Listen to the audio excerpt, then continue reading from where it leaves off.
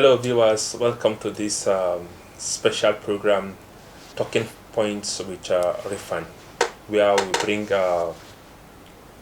members of Rice Farmers Association of Nigeria. We discuss issues that has to do with rice production, processing, marketing, and supply across Nigeria and beyond. And our guest this week is Muhammadu Auwal, who is the National Vice President of Rice Farmers Association of Nigeria in charge of Northwest. Sir, welcome to the program. Thank you. Welcome. All right. Okay, sir. Let's first of all look at your background and what pushed you to go into rice production or processing or marketing. My background is banking. That is, I am a telecommunication engineer, and I work in the bank for over 23 years, providing network services across the country, building networks, supporting network, providing security. But all along since my youth days, I always have this interest in agriculture, and to the extent that my colleagues used to call me a farmer when I was working, because I talked too much about farming. So when I left the bank in 2013, the following month I went straight into farming. Yes, I have a farm in Sokoto, about 100 hectares, so to say. So I went there to start working on it, developing it. And I also have some spaces also to in the irrigation, Borino Dam irrigation scheme, which I also use in producing rice. Then the other one, I produce other crops. Okay, so let's just look at the rice production generally in Northwest. Yeah. Where are we when it comes to rice production? What is the position of Northwest Nigeria? The Northwest produce rice in a very large quantity, but not to this extent. Some of the farmers those days, their yield is very low because of lack of fertilizer and other inputs that increase yield of rice. But with the introduction of the anchor borrowers and Rifan leadership in providing all inputs required by a farmer on loan, the production increases to a very higher level. Yeah. Before farmers, the yield is normally before 2013, 2015, between 2 to 3 tons per hectare. Now you're having up to 4, 5, some up to even 8 tons with good maintenance per hectare. And that has increased the volume of rice produced in this country. And taking you back a little, the Northwest has a very conducive environment for production of rice. And you can even produce 3 times in a year, during the wet season and 2 dry seasons. We have a lot of irrigation schemes around Sokoto, Kano, Kaduna, Jigawa, Kebbi, and a lot more. There's no state in the Northwest that doesn't have irrigation scheme. That is in addition to the Fadamas, where rice is produced twice in a year. This anchor grower has actually helped our farmers to produce more. Well, what was stopping them from producing in mass is just because of lack of inputs to support what they want to produce. But now they have the inputs available, and the payment is a bit, terms are good. One of the best, you pay 3 times. First time you produce, if you are given, let's say, a loan of 1 hectare, you pay 30%, The idea is for you to reinvest back 70% of your profit into the business, and then with that money, we're very sure you can produce, you can cultivate like 2 hectares. After, at the harvest, you pay another 30%. You take the 70% again, reinvest back, and we're very sure that you'll be able to produce between 3 to 4 hectares. And the last time, again, for the last part of 40%, that is when you produce the last, you reinvest. And from that, any farmer that can produce between 2, 3 hectares, 4, 5 hectares, we're very sure he's out of poverty forever, unless something happened that is beyond. Okay. Yeah. Apart from these anchor brewers now, you've just mentioned a little of the impacts. But what has been the impact of Rifan? The production is quite low, very, very low. Yes. But now the production has more than double, triple. What stops farmer from producing is inputs. A farmer you see before, a farmer that cannot afford 1 bag of fertilizer, or he might use 1 bag of fertilizer in a farm. He's now given the exact fertilizer he needs. Because before you're given that loan, there's farm holding must be geomapped to know exactly what that will calculate exactly what you need to produce from start to finish. You'll be given fertilizer, enough herbicide, a good seed, and you also be provided with mechanization services, harvesting, threshing, empty bags, almost everything you need. So all we need from the farmer is his contribution, is his energy that he puts in maintaining the farm. We know that Central Bank of Nigeria is the main key driver of the anchor brewers. Now, how does Rifan comes in? Now, the Rifan is collecting the loan from the anchor brewer and disbursing it to the farmers, or is Rifan that is partnering with the CBN to identify the beneficiaries? The Rifan already have 12.2 million farmers. Out of these 12.2 million farmers, some of them were selected from the awards to participate. That number, we collect those numbers, and then we now forward it to CBN. CBN will now geomap their spaces to know exactly what we need, and then it will provide the funding for the purchase of all the inputs required. It's a cashless EOP. A farmer does not receive 1 kobo cash. He receives only inputs. The reason is because we want to make sure that whatever is given to the farmers goes straight to the farm. Out of those items, if we list them, there's nothing apart from the seed that the human being can consume and survive. So if you take it, you must sink it there on the ground. So that is why we provide them with the inputs. Okay. And we make it cashless. Okay. But the refund is guaranteeing the farmers. We guarantee the farmers.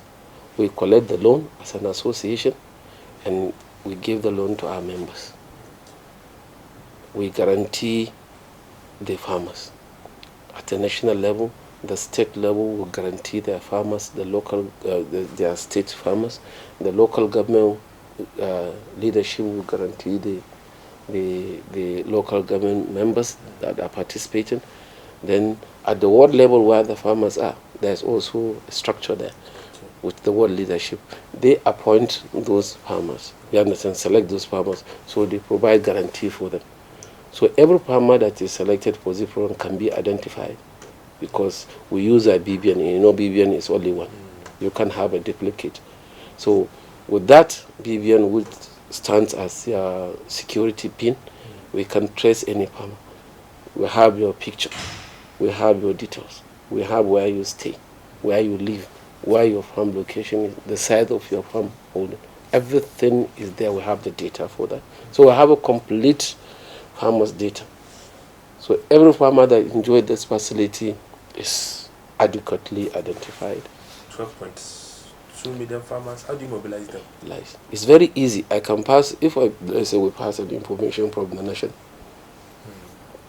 within a day, it can get up to the world through the structure. All we need to do is communicate to the state. State communicate to their local government communicate to their wards, and we get what we want. So the structure is quite good, and it's very, very flexible. You can see the flow is excellent. Okay. Then let's look at job creation and poverty eradication in the Northwest through rice production. How has it been, the contribution of Rifan now? If you look at in the farm, there are direct and indirect jobs that are provided. You have somebody that will provide you with mechanization. Tractors are there. You have drivers that will drive those tractors. You have people that maintain those tractors. That is from the mechanization. People that fuel them, service them, and they provide service to the farmer, plowing, harrowing, everything there in the farm. Those are jobs that are created from that mechanization aspect. On the production side, you have the engagement of large number of people. Anybody producing 1 hectare, at least you engage between 5 to 6 people. Those that transplant or plant, those that weed for him, those that spray chemical, even if they are his children. You understand? It's a job. They are giving a job. They have a job to do, something to do to keep them busy. At harvest, you have people who harvest, threshing. Some people thresh. We have people that transport all this. That is one aspect at the farm. If you look at it on the other side, we have people that provide the transportation. Those that we buy the inputs from.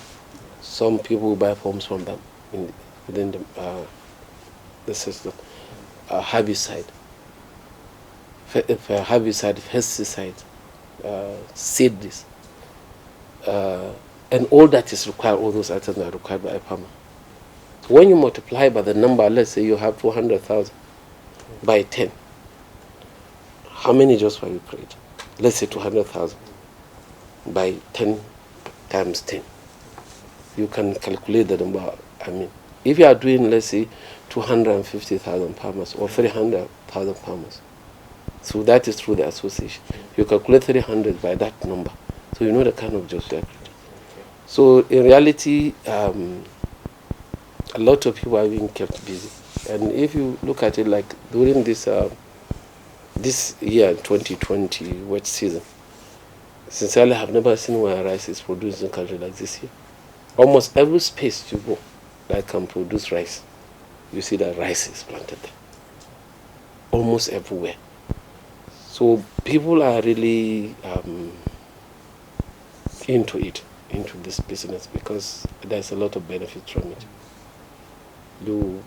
Once you produce right from your farm there, you sell.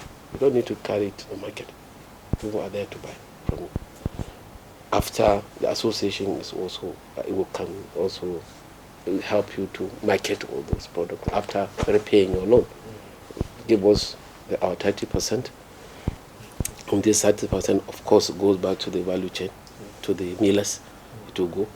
And if you are willing to sell to us, we buy as well from you to help you, save you the problem of transportation and other costs that might incur.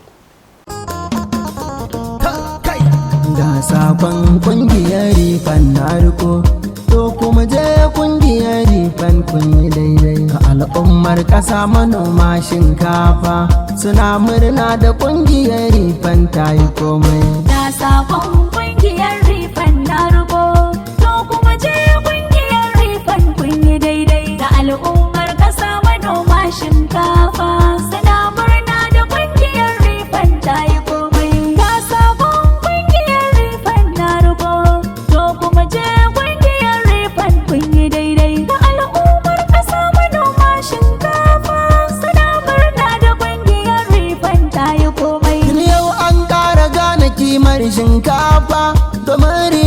yana da tsari kwakwara.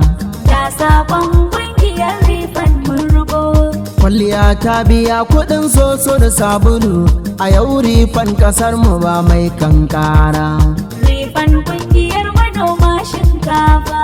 Rifan ƙungiyar manoman shinkafa ta kai Najeriya tudun mana mun tsira. Da sabon kungiyar Rifan mun rugo. Yau ga 'yan ƙasa manoma shinkafa suna murna zuwan mu Rifan ai mun yi komai. Now, sir, before we go on this short break, yes, we discussed about job creation, but the issue that I asked before going on that break is the issue that has to do with self-sufficiency in rice production, because there is the fear that really we are not ready to meet that demand. Rice is being produced. There are so many negative news about this rice. We cannot produce, we don't have enough, we don't have this, we don't have that. So many people are really sabotaging the efforts of the government, you understand, to support this production and attain this self-sufficiency. So it's really, I'm not surprised, it's what is expected by the truth. And I'm very sure that we'll surprise them, and they will be forced to stop those negativity information they're passing around. Where are we getting the rice we are consuming now? We closed our borders. The COVID-19 effect has affected supply of agricultural produce. The reality is that if we don't have this rice in this country, we don't have enough rice, there would have been crisis in this country by now. Rice crisis, food crisis, definitely. That's why I said, with all the negative information, you understand, people are doing, we get tired and they have to stop and face the reality. The rice is available. If the rice is not available, have you ever gone to the market, you can see rice? Maybe you complain you don't have enough money to buy, you understand? But not that you cannot see the rice in the market, it's everywhere. So the importation has, the closure of the border has done a lot of things. One, it has encouraged the farmers to produce more. Two, it has encouraged new entrepreneurs into the business. Because so many people, so many graduate unemployed, and some with even very big businesses are now. Okay, let me just ask you.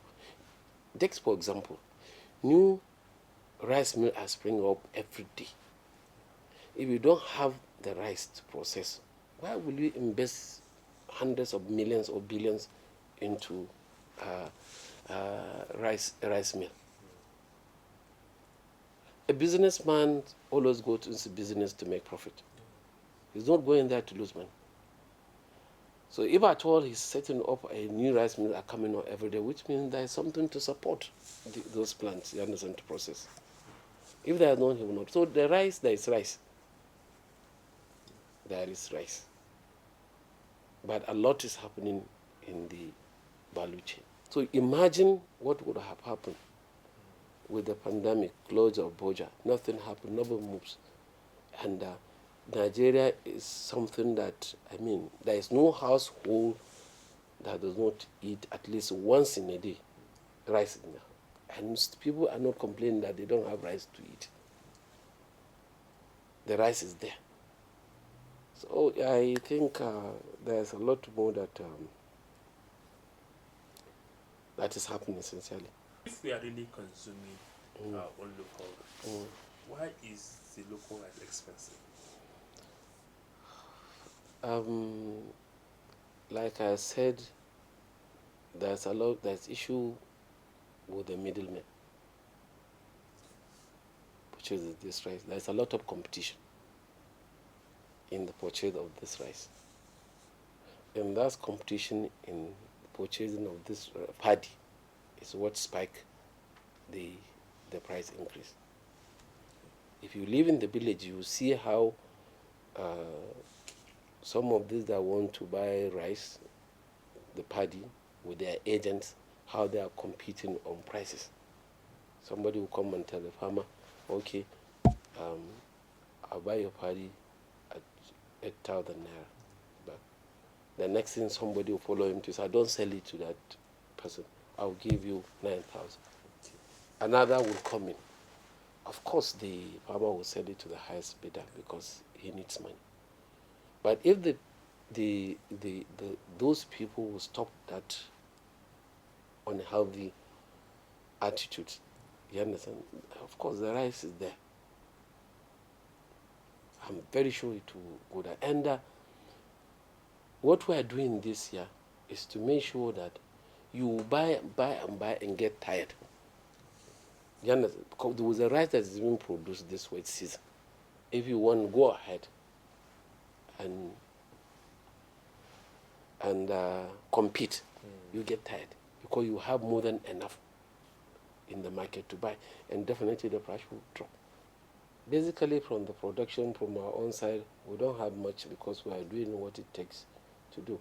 The other, what we are doing now to take care of those minor challenges in production is to go ahead on aggressive enlightenment of our farmers. And that's what we're doing. Make sure provide them with all the necessary extension service we are doing now. We have people all around now in the country because we have a database of all, we have more than enough, Rifan has more than enough extension agents that we are using to provide those services on our behalf. And that's what we are doing, to make sure that the farmer is adequately educated so that he knows what he's doing, understand the business very well, and then help him to produce more and have a high yield.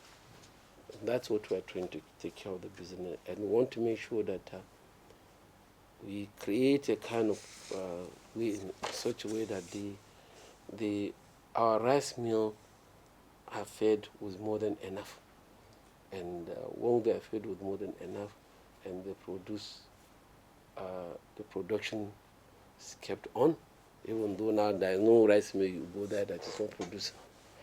Encourage more rice mills to come up, both at medium and the integrated rice mill, and that will go a long way to taking care of some of those challenges and bringing down the price of rice. I have been discussing with the National Vice President, Northwest of Rice Farmers Association of Nigeria, and we discussed a lot that has to do with rice production, demand and supply, and the value chain in terms of job creation and poverty eradication among the farmers. And this is where we call it an end of this discussion, rice talking point, Rifan talking point, and we will be here with another guest another time. Thank you for being part of the program. Thank you. Gaba da Rifan, ƙungiya ta ƙasa mai noma shinkafa. Gaba da Rifan.